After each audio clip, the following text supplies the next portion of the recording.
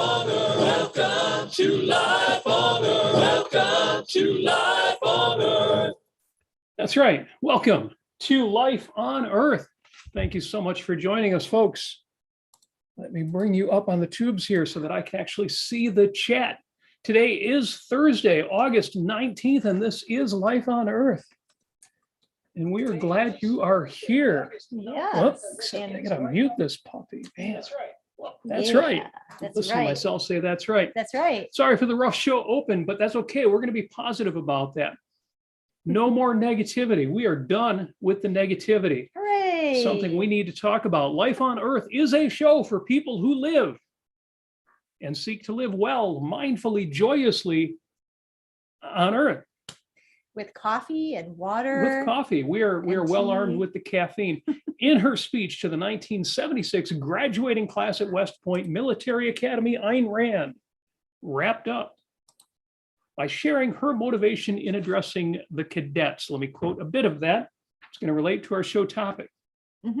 She said, "The assignment I gave myself for tonight is not to sell you on my philosophy, but on philosophy as such. I have, however, been speaking implicitly of my philosophy in every sentence, since none of us and no statement can escape from philosophical premises. What is my selfish interest in the matter? I am confident enough to think that if you accept the importance of philosophy and the task of examining it critically, it is my philosophy you will come to accept. Formally, I call it objectivism, but informally, I call it a philosophy for living on Earth." Now, I've said before that if that's true, if objectivism, the philosophy of Ayn Rand, is a philosophy for living on Earth, then it stands to reason that objectivists, those who actually put this philosophy into effect, who live by these principles, Yes.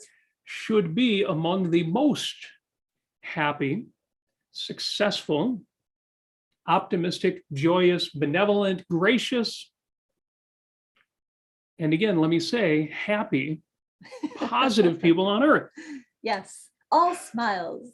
Well, yeah. Most of the time. All the smiles, people.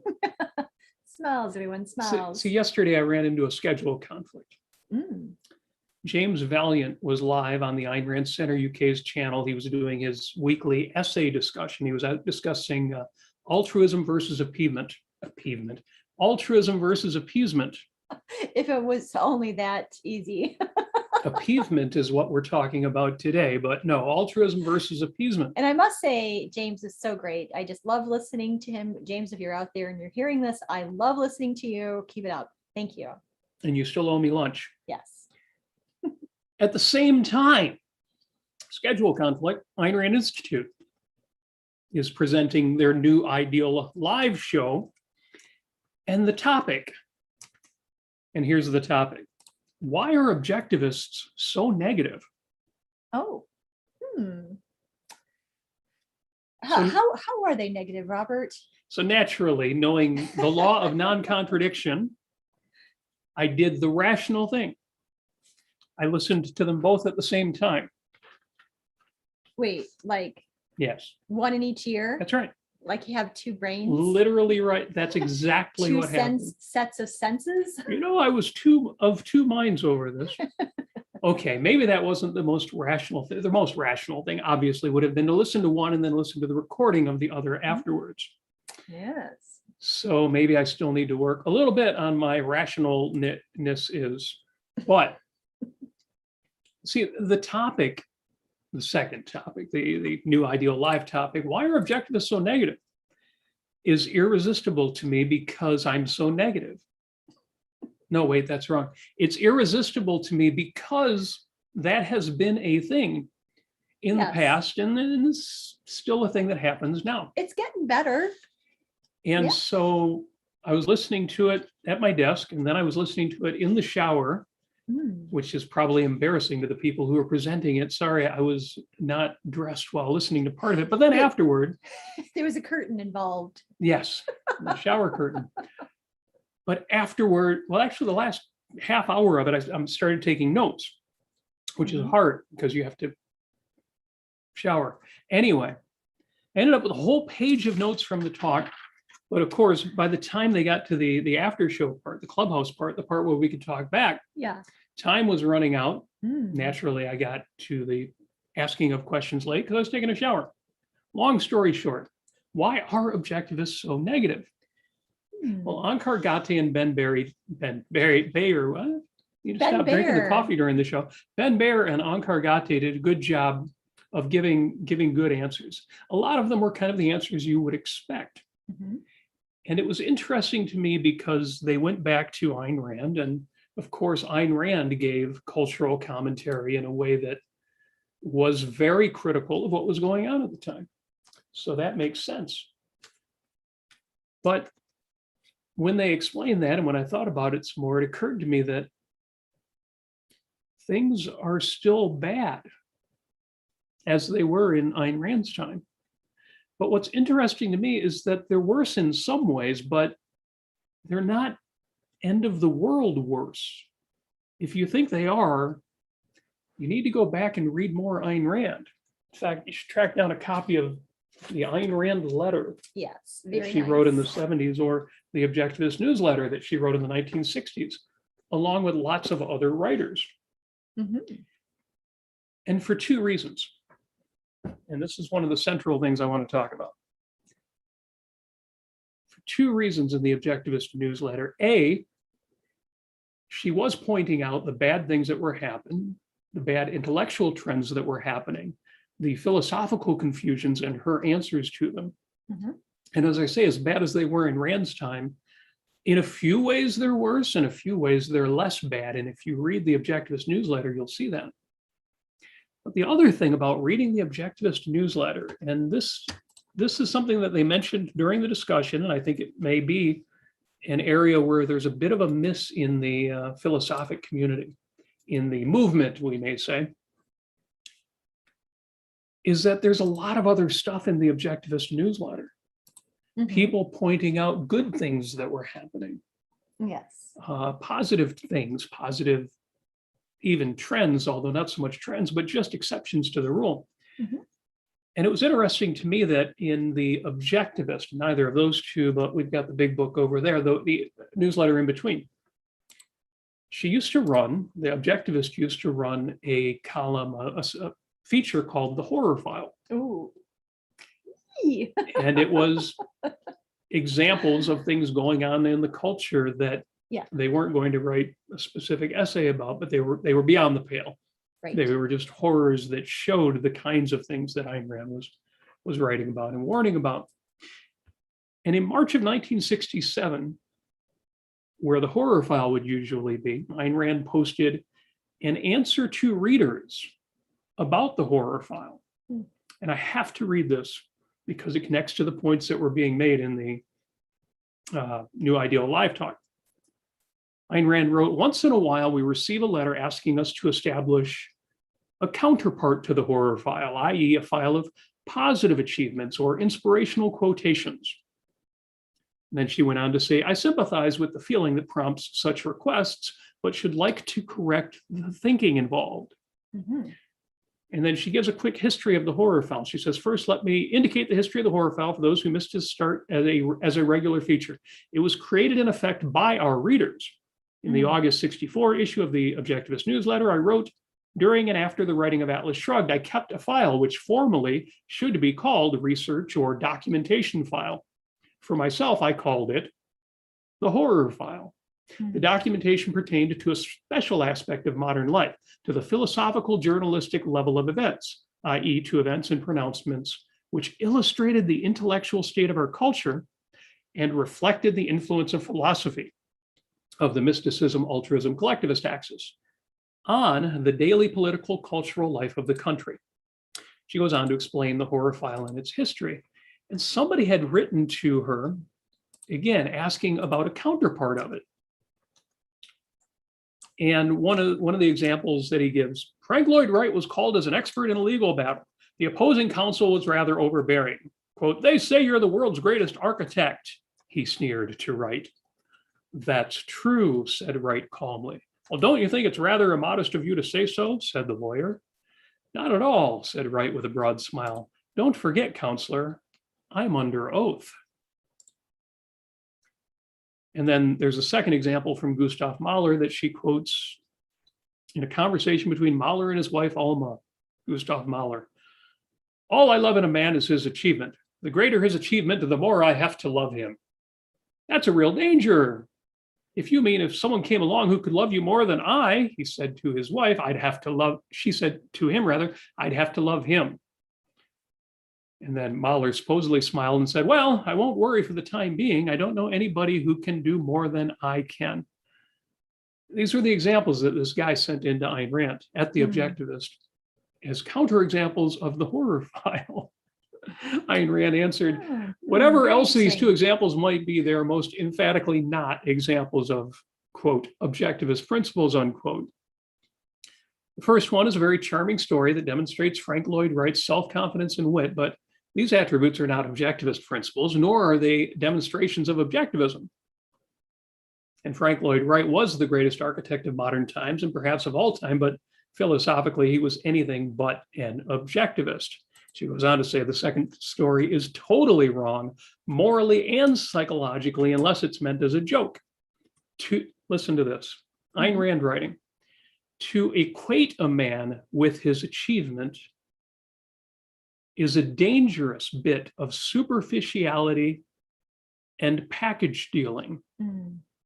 One loves a man's character, not his achievement. One loves that in his character which made him capable of achieving. And love is not a professional competition."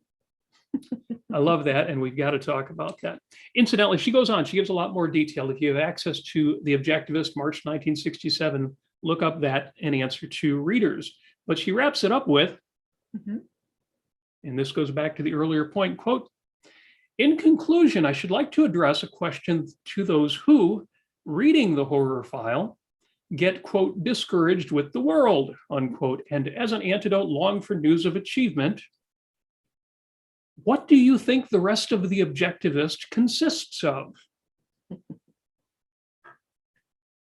The whole magazine was achievement and news of achievement. Yes. And I love that. And it was what came to mind in listening to the discussion. And it was a great discussion about why are objectivists so negative? Again, things are still bad as they were in Rand's time. And in a few ways they are worse, but they're not end of the world worse.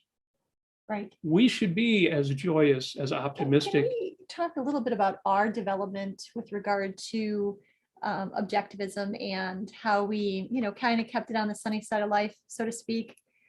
I think it all started way back when, and you actually, Robert, you did a little speech in front of a group of objectivists at a dinner where we were celebrating, I believe it was a Fountainhead essay contest winner. And you used the word objectionist as a counterexample as to what we should be doing. Well, I don't know that I would use that term these days. It seems a little catty, but yeah, there is a kind of person who adopts this philosophy as a means of soapboxing. Yeah. And never does anything to improve his own life. Right. And so I always have to ask myself, what are these ideas for? Are they just for, excuse my language, bitching? Or are they actually, to better your own life, to make your life as delightful, as joyous, as rewarding, as possible? I mean, yes. is this something, are we a bunch of skeptics, just looking for another gotcha moment to prove people wrong and point out hypocrisy? Is that what this is for?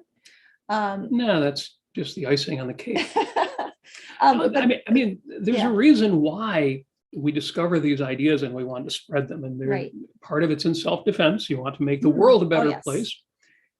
And part of it is you want to help other people find the truth and improve their lives. Yes.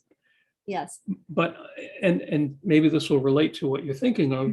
During that conversation, somebody expressed his frustration in trying to deal with one of his relatives because he would have discussions about politics with this person. And the answer he always got was, well, I don't think about it that way, or I don't want to think about that, or I don't want to have that conversation, something that he took as extreme evasion. Yes.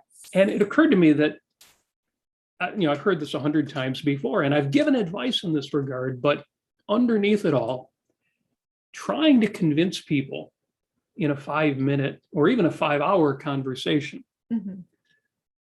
of something that it took me, Yeah. the Right. Fountainhead and Atlas Shrugged and the Virtue of Selfishness Yes.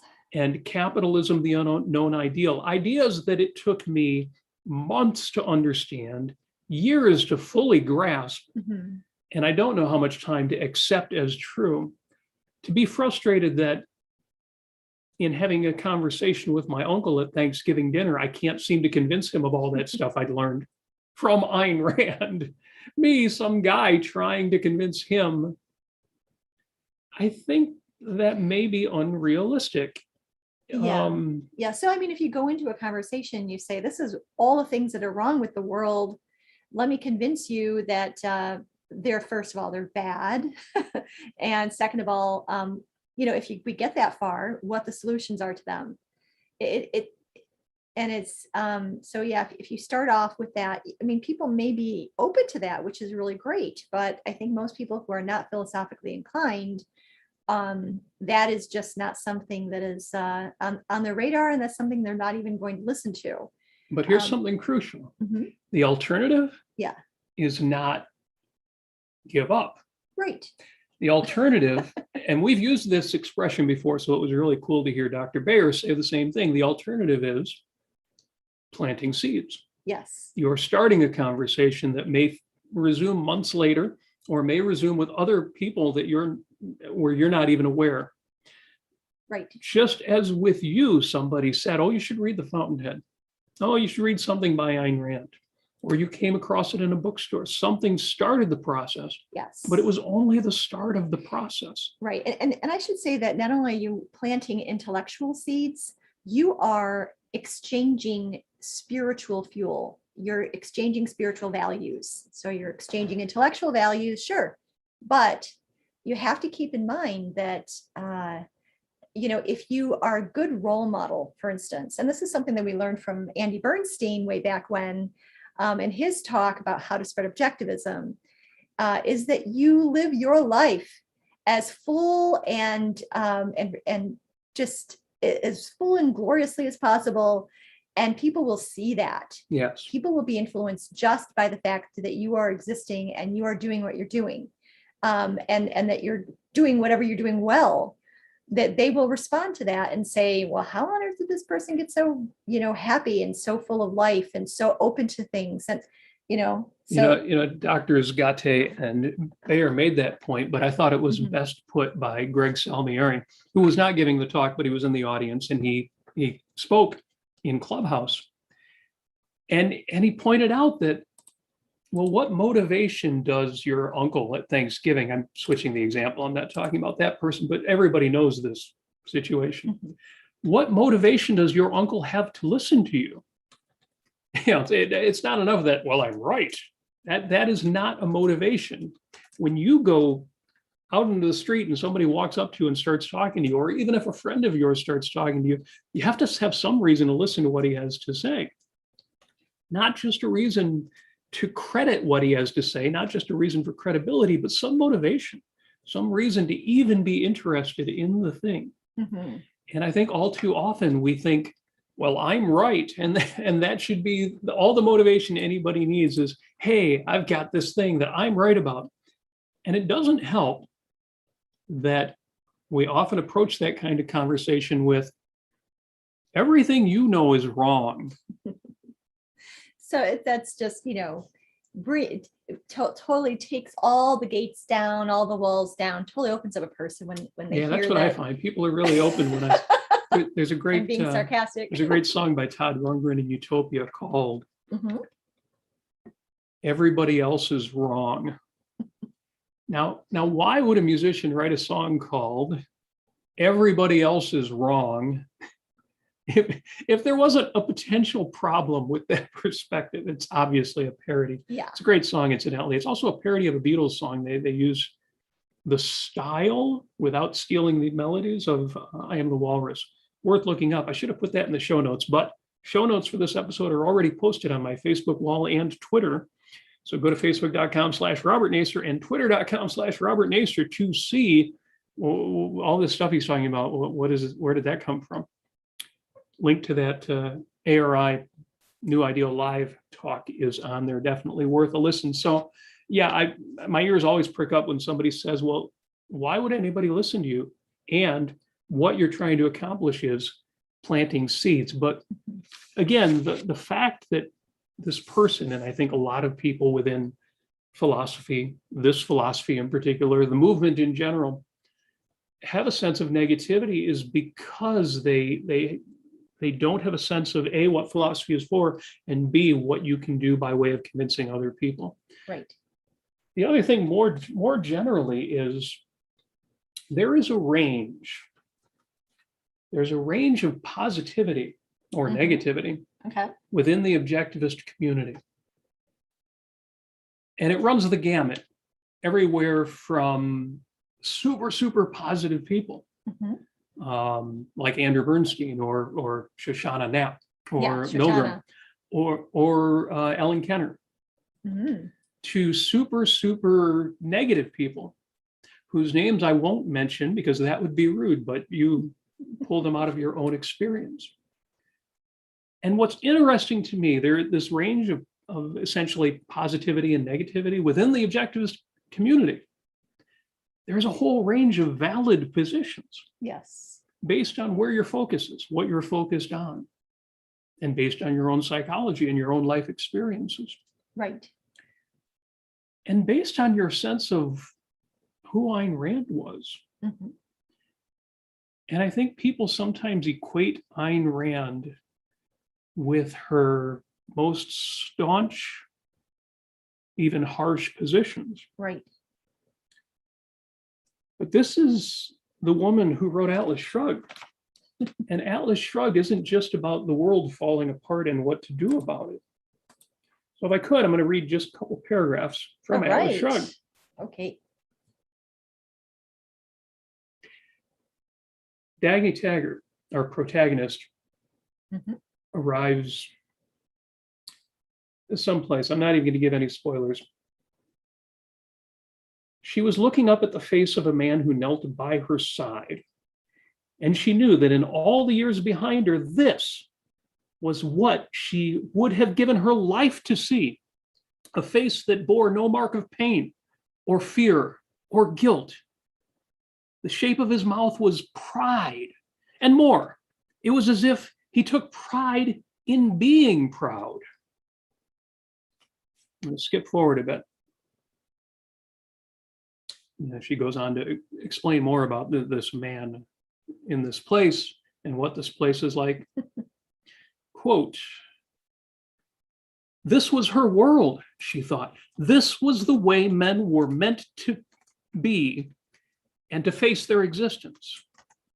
And all the rest of it, all the years of ugliness and struggle were only someone's senseless joke." She smiled at him as at a fellow conspirator in relief, in deliverance, in radiant mockery of all the things she would never have to consider important again.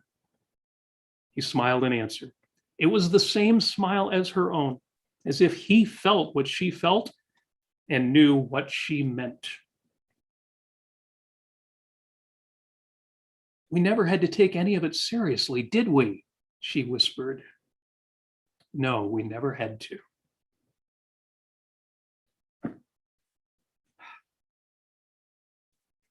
This is Ayn Rand. Yes, this is the woman who wrote so compellingly about what's destroying the world. Right. But she wasn't writing that for the sake of pointing out destruction. She was writing that because she could see what she was living for. Yes. And all of the things destroying the world couldn't stop that. And that's why it's so incredibly important to focus on that values are primary, that your own life is primary, and to point out all the things that are going right in the world all the people that are actually going out and doing their jobs and producing and living life to the extent that they can, to the extent that they are rational, they are. That is why we always hammer this home, because at the end of the day, if you really want to fight, you need to know what you're fighting for. You need to know what you're protecting. If you have no values, if you have no, hierarchy of values, if you have, nothing to root for and to maintain, what's the point? I mean, and so yeah, when I hear only negativity from folks, I think to myself, are these really fighters? Are they really looking to uphold values? Are they really looking to promote If you reason, don't know, individualism, and freedom? it's what I see in the left and the right. And yes, in the right, as much as or more than the left, is if you don't know what you're fighting for, you're not fighting, not effectively. Right. When people tell me they're fighting for liberty, and I ask them, well, why is liberty important? Why is that what you're fighting for? Very rarely can they actually give me an answer. In fact, they're indignant at the question. How dare you even ask? But if we don't have an answer to that question, well, we'll end up right where we are, fighting ineffectively. So I need to take a moment Yes. to answer a couple super chats. All right. But first, I need to remind folks that this show, Life on Earth, is appearing on the Ayn Rand Center UK channel. Yay. And we are members of the Ayn Rand Center UK, and you should be too. Every super chat coming in supports the center, but if you go to aynrandcenter.co.uk, you can become a member for as little as 10 pounds a month, or as much as 100 pounds a month, with all sorts of extra perks. But for as little as 10 pounds a month, and don't worry, you don't have to come up with pounds sterling. They will do the conversion to US dollars or whatever it is, wherever you're coming from for you. So go to aynrandcenter.co.uk. Link is in the chat there, and become a member. We'll talk at the end about where to go if you want to find out more about, well, who's Robert and Amy. It's episode 13, so I think a few people already know. Now, going to the super chat real quick here. Kathleen comes in with 2 pounds, which means she's on UK time, which is cool. And she says, feeling robust, realistic, and appreciative. Well, thank you. Very much appreciated. Thank you, Kathleen. And Anthony asks, what's your view of Kristi Noem? In my view, she should be the next USA president. My view is you're absolutely right, except I know very little about her. Just based on what I know, yeah, bring her on. Well, yeah. But I would need to learn more to be able to say more. But yes, yeah. And I don't consider myself a Democrat. I don't consider myself a Republican, Right. but I'm generally, because I'm capitalism oriented, I would love to see the Republican Party offer a principled candidate. And if the Republicans could be the first ones to vote to elect a woman president, not that that should be, important, but how cool would that be, really? Yeah. So if they can't get Nikki Haley in there, then yes, by all means, if we can get Kristi Noem in there, Yeah, I would more say, power to her. oh, real quick, I just want to give a couple of sentences for this. I would not support Kristi Noem. Why is that? She's anti-abortion. She is the run-of-the-mill Republican for right now. And if you know a little bit about me, being a former state committee woman in the Michigan GOP and delegate for several years pre-Trump, I do know a lot about the Republican Party and the people who run it. And yeah, I wouldn't at this point in my life support a Republican. And at this point, I really think that's why we're speaking out. That's why we're talking about these values that we're holding and objectivism, is because we want to get the word out there to people who need to understand this and not settle for crummy politicians. I'll just put it that way. Well, Amy and I rarely disagree on politics. I don't know if this will be one of those times or not. I will look up more and may change my opinion. But at least for now, I can understand why you would be enthusiastic about her. I can say that Ayn Rand refused to vote for Ronald Reagan precisely because of his ethical stand, and what she cited on top of everything else was her being anti-abortion. Yeah, and supporting the moral majority. And supporting the moral majority. But again, his stand on abortion is what she cited in her last speech, Mhm. explaining why she didn't vote for him. Should that still be a deal breaker in 2021? Well, you'll have to decide that using your own firsthand judgment. Yes. But thanks for the question. Thank you Thank for the you. contribution Thank to you, thank you, the thank you. Ayn Rand Center UK. I'm going to jump forward here. Since I just quoted Atlas Shrugged, I'm going to go because in a week and a half, we will be at OCON. And the theme at OCON is discussing this book. It's 30 years of OPAR, Objectivism, the Philosophy of Ayn Rand by Leonard Peikoff. So I couldn't resist going to OPAR and let me quote Leonard, Dr. Peikoff. Yay. Practicality, happiness, the sexual celebration of life. Okay, this is the closing chapter on ethics. So he had just discussed, among other things, sexuality. Practicality, happiness, the sexual celebration of life. All these are effects which presuppose the necessary cause. To attain them, any of them in unbreached form, one must be guided by a certain philosophy. In metaphysics, one must regard this world as real and as the only reality. Otherwise, one will undercut one's ability to deal with the world and will build into one's soul a sense of impending defeat. In epistemology, one must regard reason as unqualifiedly valid. Otherwise, one will lose confidence in one's only means of reaching one's goals. In ethics, one must hold the values compatible with man's life as the standard. Otherwise, one cannot believe that values are achievable. And then skipping a few paragraphs, a rational philosophy, like a process of virtue, actually works. It is practical. If the thing one wishes to reach is that which is man's birthright, the gaiety of an innocent, soaring spirit reveling in a benevolent universe. That's what I would like to fight for. Man's birthright, the gaiety of an innocent, soaring spirit reveling in a benevolent universe. Why are objectivists so negative? Because we are aware of everything that's wrong in the world. On so many different levels. We can see what should be going on in the world, Yes. in life, in politics, in art.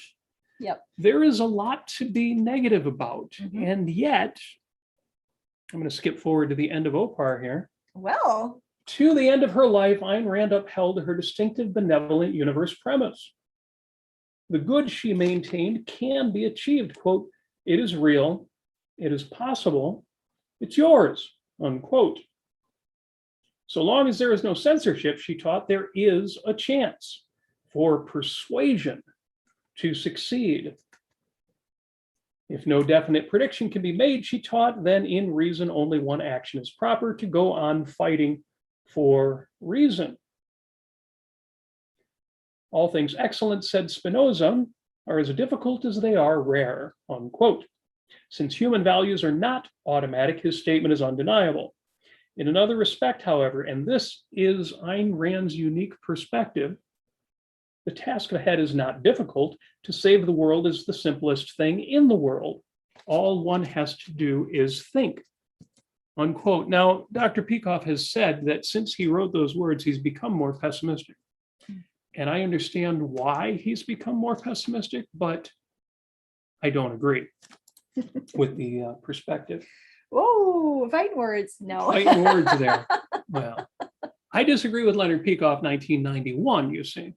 So if I disagree with Leonard Peikoff 2021, that's not really a contradiction. Okay. Well, we have some more lovely words from Kathleen here, who did provide us a lovely super chat. If you'd like to go ahead and put in any question or statement you would like and support the Ayn Rand Center UK, please go ahead and put in a few pounds or a few dollars or however into the super chat, and we shall talk about it. Mary Aline, thank you for the 99 cents. That's so wonderful. So Kathleen says, perseverance always pays off. Know what's important for you and keep working for it. It will bear fruit. And she also says, I'm lucky that my job means I meet lots of different people in their homes and businesses. It's more often than not really enjoyable and great to meet ordinary people trying to make the most of life. As I've said before, if you want to find a nihilist, a real somebody who values destruction for the sake of destruction, or in other words, doesn't have values, only seeks to destroy values. There's kind of an in-joke in objectivism. The words death premise are an answer to anything you disagree with. Oh, well, if you think that vanilla ice cream is better than chocolate ice cream, you are a nihilist operating from a death premise. Death premise. That's right. It's all taken lightly because we've seen it so many times, but the better people don't make those kind of mistakes. Yeah. Are there really nihilists out there? Are we surrounded by nihilism, by the desire to annihilate, by philosophy that is destruction for the sake of destruction? Was Donald Trump a nihilist? No, he was anti-ideological. And he said that explicitly. He said, I am not an ideologue. He is a pragmatist. He does what he thinks is practical. I'm putting the most positive spin on it. But the point is, his philosophy is no philosophy. Do whatever works. Was Barack Obama a nihilist? Barack Obama destroyed large parts of our healthcare system and destroyed large parts of the economy. But was he a nihilist? Was he trying to destroy? Or did he really believe the things he said about we should have a socialized medical system? Did he really believe the things he said about we should socialize the economy? It's easy as an objectivist to say, well, that is destruction and therefore nihilism. But are there explicit nihilists out there who want to kill you? And the answer is, yeah. It turns out there are people who actually believe nihilistic philosophies. Yes. And the quirkiest example I ran into was a few years back, and they've revisited this since then. The anti-natalists. It turns out there are people out there who really believe that life on balance is a negative. And the anti-natalists, as you can guess from the name, say nobody should want to have children because it is a cruel thing to bring a child into this world, because life is on balance a negative thing. And they run the numbers. They figure out, well, there's more suffering in life than there is joy. There's more pain in life than there is pleasure. We spend more of our time uncomfortable than comfortable. And they go through all these different categories and figure out mathematically, yeah, life is a bad deal. It's the strangest thing. One of these people who believe this, a guy named David Benatar. I would rather listen to Pat Benatar than David Benatar. But David Benatar, Dr. Benatar, comes on the Sam Harris show and spends an hour talking about antinatalism, the limits and paradoxes of introspection, the experience machine thought experiment, population ethics, and other topics. I thought this stuff was gone with Malthus, but no, these people are still around. They're part of the intellectual landscape, like vampires. Who opened the door to them? Who let them in? Yeah, and then they're basically top-down, central controller planning people, and they're like, well, all we need to do now is mitigate suffering. So all you need to do is avoid, non-values. It's the most bizarre thing. It reminds me of those people who say, well, I'm not going to take any risks in life. I'm not going to go out and find a girlfriend or a boyfriend, or because, I don't want to be hurt. And then it goes, and the thought before, 20 years ago, maybe 30, 40 years ago, was better to have loved and lost than never loved at all. So yeah, that particular line of thinking is not cool. It's a real accomplishment to make people like Peter Singer and the effective altruists, the staunch utilitarians, pragmatic utilitarians. They only want you to sacrifice until the point where you stop earning as much money, because you need to be successful professionally in order to sacrifice more. Those people are downright benevolent compared to this stuff. And yet these people are part of the contemporary intellectual landscape. So when you look at your local politicians and you think these people loom large, these people are important, these people are why I have to be negative, I can't be happy, realize that compared to the extremes, these people are pragmatists. These people are short range, out of context. They do a lot of destruction, but they can only go so far. Because this is a war of ideas, and there are even worse ideas out there. The reason why we are so negative is because we see all of that. We see all of the destruction. We see what Donald Trump did to the country. If you don't, go to usdebtclock.com and look at what happened to the economy over the last 4 years. And we see what Barack Obama did to the country, on top of the economic damage, the impact of Obamacare, losses of freedoms. We see what George W. Bush did to the country, the way in which we went to war with the wrong country after 9/11. And we're now reaping this week the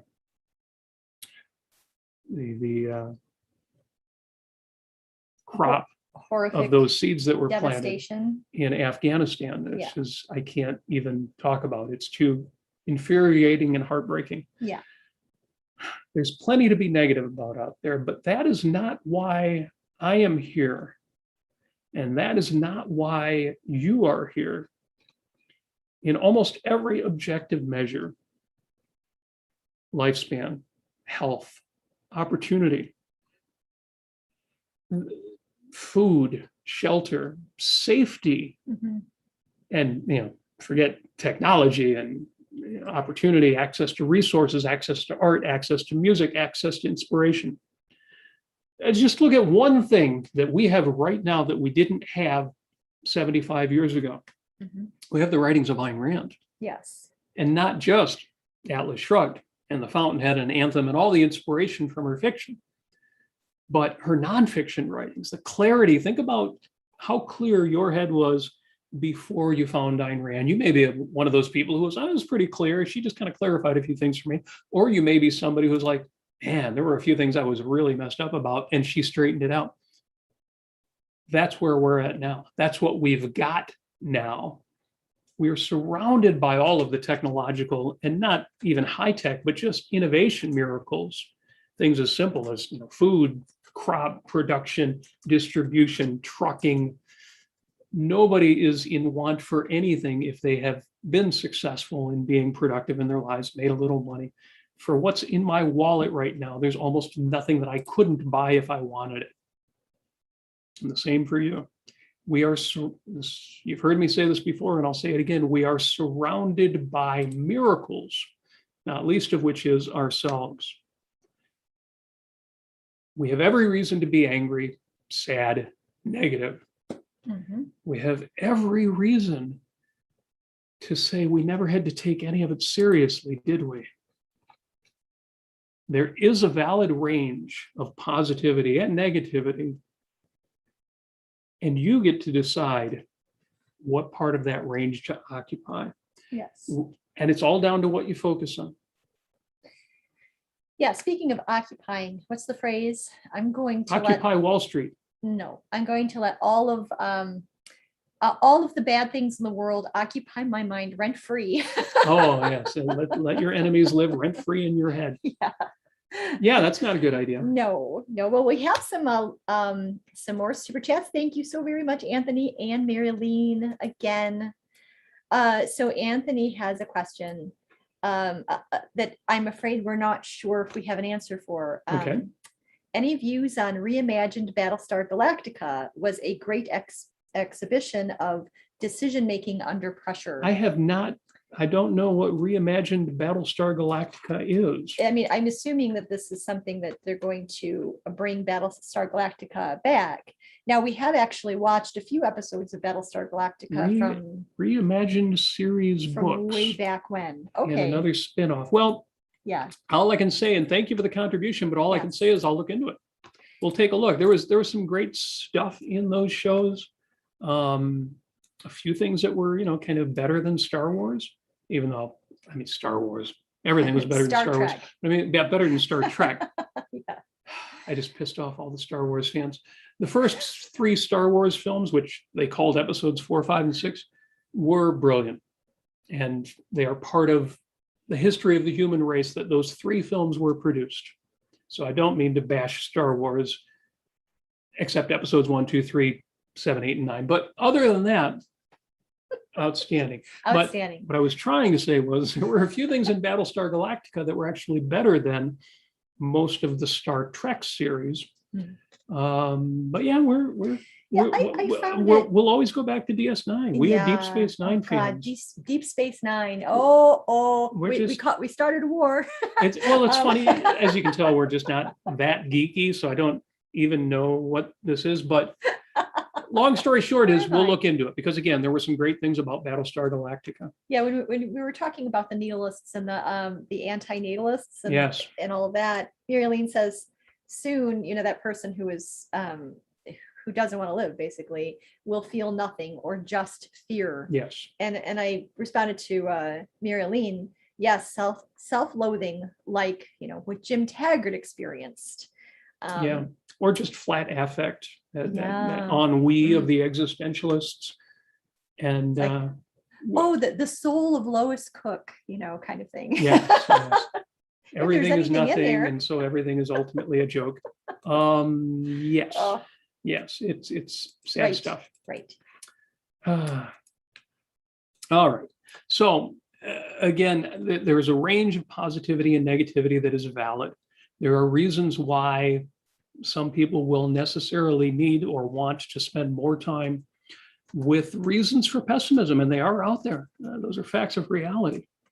There are reasons why, again, on the positive side, you've got the people like Ellen Kenner or Andrew Bernstein or, Shoshana, just enormously positive people. Yes. Who know about all the negatives and can speak about them eloquently, but you can see where their emphasis is. You get to choose where to be on that line. Now, how you do that? Yeah. We talked a bit about it, but essentially that's what all of my other shows are about. It comes down, well, there's a lot of things. One of the things it comes down to is your focus. Yes. You can't directly impact your emotions. Emotions are automatic evaluations based on subconscious integrations. Yes. But you arm that process with what you focus on. And we will talk more about that. Long story short is that's up to you. It is up to you. You can have confidence in you. Yes. That's for sure. Kathleen, thank you again for another super chat. She says, I enjoy this and ARC UK content so much. I don't need to ask questions. It's all so fascinating and amazing to listen anyway. And then she says, Occupy Mars. Occupy Mars. Yes. That's cool. Every time we go to the Ann Arbor Art Fair, which is one of the big art fairs here in Michigan, there's always the Mars Society guys in their little booth, and they're talking about going to Mars. Yeah, there's the activist row that you'll find all sorts of interesting, crazy people in, which is great. And I always stop by the Occupy Mars folks, and I talk to them because I just love talking to them.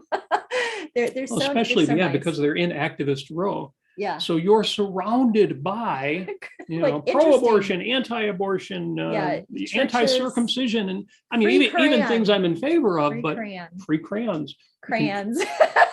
Korans. Yes, a free picture Bible and crayons, and just the So anyway, love the Mars Society guys. Mars, yes. They're still saying, well, we got to go to Mars. Here's why we got to go to Mars. Here's what it's going to look like when we go to Mars. The funny thing, of course, now is we've got people who are trying to go to Mars. So I don't know if Mars Society folks have reached out to Elon Musk or Jeff Bezos or anybody else who's working on space travel. Hopefully they have. But thank you for the comment. Thank you for the super chat. And yes, Occupy Mars. If we could send some of the Occupy Wall Street people, I know that's not au courant, and they are now part of BLM or Antifa or whatever's going to be new next year. It'll be a whole different thing with all different names. Maybe we can send them to Mars. Yes. I mean, put a space station there so there's air and things to breathe. I don't mean to kill them all, except for the real nihilists, because that's what they want.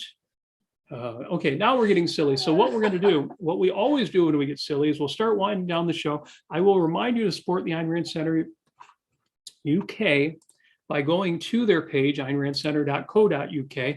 You can also support our show both Life on Earth and our Sunday show, 5 Minutes with Robert Nacer. More information there by going to robertnacer.com, where you will find links to our Patreon and PayPal and all of our past shows and episodes and all that good stuff.